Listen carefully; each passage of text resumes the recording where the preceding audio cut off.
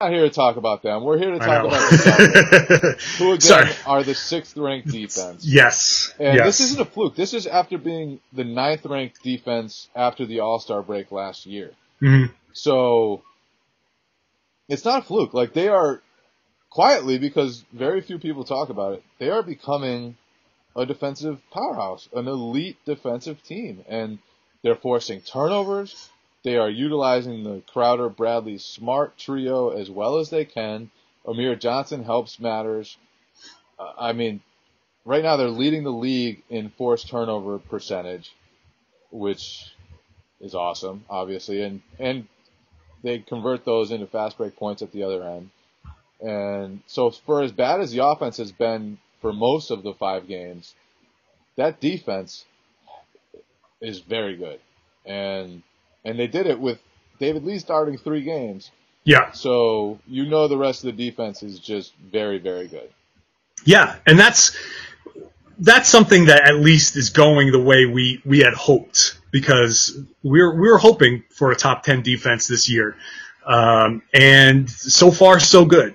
But this is going to be how the Celtics score a lot of their points, because they're not a dynamic scoring team. They're going to have to defend and get points off of turnovers. That's how they're going to get to 100 points a game, if they get to 100 points a game, you know. But that's it. I mean, you're not looking at a team full of knock 'em dead jump shooters like the aforementioned Golden State Warriors. They're not going to go out there and just be as hot as they were last night, where guys are, you know, like Evan Turner are hitting 60% of their shots. That's just not going to happen.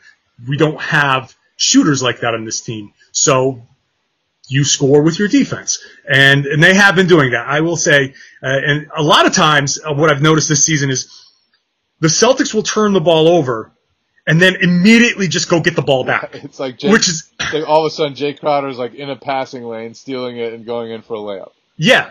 It's like they screw up on offense, and it's like all of a sudden they just ramp up their defense and go back and just give me that back and let's go back this other way. It's so funny. It's like the other team intercepting the ball and then the offense like tackling them and just forcing a fumble and picking it back up and going the other way with it again. So it's a weird way for them to score, but that's how they're going to do it.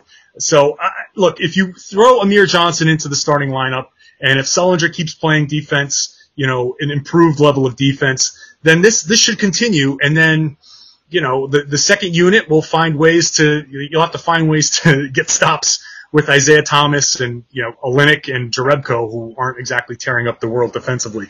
So, but that's kind of been the formula for this team. We've said it from the beginning. The starters are supposed to go out and just hold the fort, take the punishment, play the D, score off of the turnovers, and then the bench comes in and starts scoring all of the points, because that's where your scoring is coming from. So